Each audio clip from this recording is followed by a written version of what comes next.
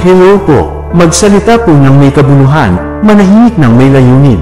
Permanbuelva po uli. Ang kakayahang magsalita ay isang likas na katangian ng tao dahil ito ang pangunahing paraan ng komunikasyon. Sa pamamagitan ng pagsasalita, na ipapahayag natin ang ating damdamin, opinyon, at kaalaman, na siyang nagiging tulay sa mas epektibong pakikipag-ugnayan sa iba.